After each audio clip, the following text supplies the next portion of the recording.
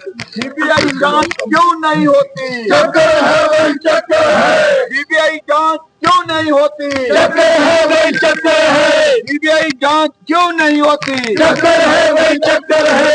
सरकार के चक्कर को मरोड़ दो, सरकार के चक्कर को मरोड़ दो।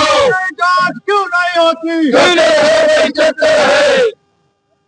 दोषियों को बचाना बंद करो, बंद करो, बंद करो। दोषियों को बचाना बंद करो, बंद करो, बंद करो। देखना सरकार हाय हाय हाय हाय हाय हाय। सरकार मुर्दाबाद मुर्दाबाद, मुर्दाबाद। बंद करो। क्या कहना चाहते हैं? क्या सीबीआई जांच की मांग कर रहे हैं? क्या है? आज विधानसभा में नियम 67 के अंतर्गत हमने नोटिस दिया था कि सारी विधानसभा की कार्रवाई को स्थगित करके चीफ इंजीनियर विमल नेगी की जो दुखद मृत्यु हुई है, उनकी डेड बॉडी रिकवर हुई है और उस पर बहुत सारे प्रश्न चिन्ह हैं कि वो हत्या है, आत्महत्या है, परिवार के लोग भी उठा रहे हैं और उनके साथ जो कर्मचारी अधिकारी जो काम करते थे उन्होंने भी उठाए हैं। इसलिए हमने कहा था कि सारे काम को रोक करके आज सदन में चर्चा हो तो इस विषय पर हो कि विमल नेगी जी की जो मृत्यु हुई है उसके पीछे क्या कारण है। लेकिन हैरानी हुई जब नोटिस पर स्पीकर साहब ने कहा कि चर्चा नहीं हो पाएगी। अगर मुख्यमंत्री जी ने कुछ कहना है तो वो कह सकते हैं, लेकिन मुख्यमंत्री जी ने बैठे बैठे इशारा किया कि मुझे कुछ नहीं कहना है। कल इस घटना के पश्चात हम भी अपनी संवेदनाएं व्यक्त करने के लिए परिवारजनों को मिलने के लिए जो धरने पर बैठे थे और डेड बॉडी के साथ बैठे थे, एसपीपीसीएल का जो कार्यालय है उसके बाहर बैठे थे, वहां हम गए थे, सारे विधायक भी गए थे। परिवारजनों का सीधा कहना था कि सीबीआई जांच होनी चाहिए। दूसरी बात उनकी यह थी कि जो अधिकारी हैं, प्रमुख रूप से 2 अधिकारियों के बारे में उनका कहना था कि उनका सस्पेंशन होना चाहिए और सिर्फ ट्रांसफर जो किया गया है उनको, उससे काम नहीं बनने वाला, उससे हम सहमत नहीं है। और उसके बाद उनके परिवारजनों से मिलने के बाद वहीं पर एसपी डीसी जो खड़े थे उनसे हमने बात की कि गवर्नमेंट को आप ये जानकारी दीजिए कि परिवारजनों का ये कहना है, इस पर आप अमल करें, इस पर आप अपना जो स्टैंड स्पष्ट करें। और हमारे जाने के बाद वहां पर कुछ मंत्री गए और बार बार परिवार वालों के ऊपर ये दबाव डाल करके कि आप जो है अब चले जाइए, हम कार्रवाई का आश्वासन देते हैं। लेकिन परिवारजनों ने कहा कि नहीं, सारे मामले को लेकर के हम संतुष्ट नहीं जब तक कार्रवाई नहीं होती है।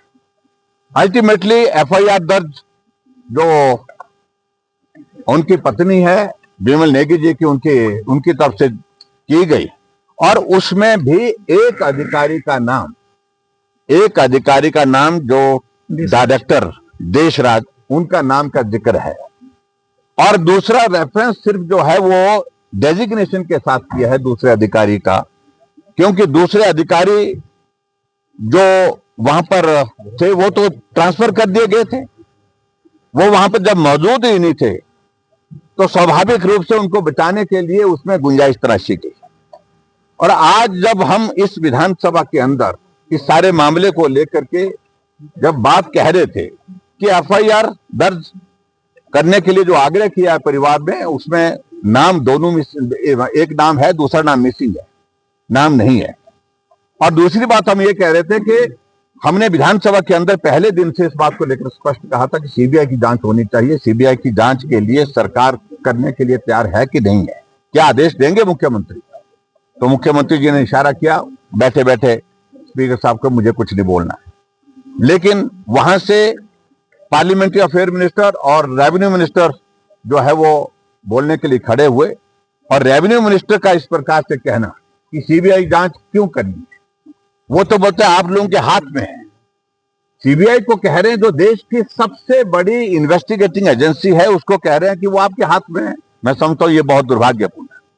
इन्वेस्टिगेशन के लिए जो परिवार के लोगों ने मांग की है, उन्होंने कहा कि फिर इन्वेस्टिगेशन तभी संभव हो पाएगी जब सीबीआई की जांच इसमें होगी।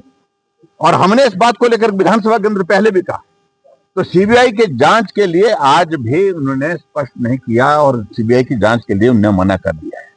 इसलिए हमने उचित समझा कि आज इस सारे विषय को लेकर के विधानसभा के अंदर नियम 66 के अंतर्गत काम रोको प्रस्ताव ला करके इसकी गंभीरता को समझते हुए हमको अपनी बात कहनी चाहिए। लेकिन दुर्भाग्य है, अंत में जब मुख्यमंत्री खड़े हुए तो उनका पहला शब्द क्या था कि भारतीय जनता पार्टी को आदत पड़ी है बात का बतंगड़ बनाने की।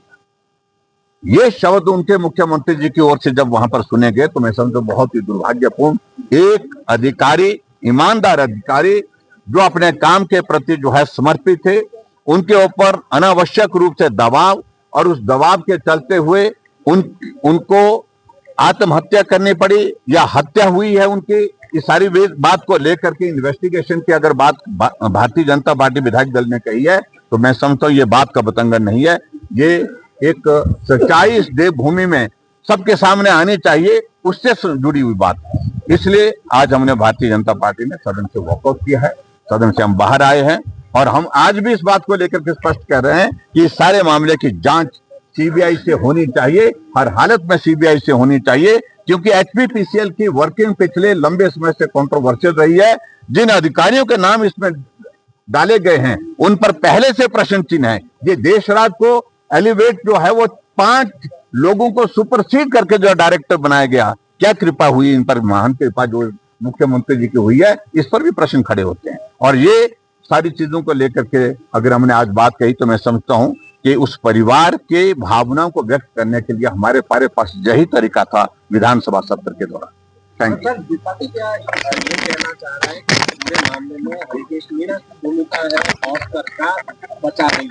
नहीं, देखिए हम इस बात को लेकर के कह रहे हैं, हम नहीं कह रहे, हमसे ज्यादा परिवार के लोग कह रहे हैं। और परिवार के लोग कह रहे हैं, वो पीड़ा में है, दुख में है और स्वाभाविक रूप से उन्होंने इस दौर को देखा है प्रताड़ना का और उनके ऊपर जो दबाव का जो लगातार कई अरसे से चल रहा था। तो ऐसी सूरत में जो परिवार की भावना है उनके साथ भी हम अपनी भावनाओं को व्यक्त करते हुए हमने भी कहा कि सीबीआई की जांच इसमें होनी चाहिए। Thank you.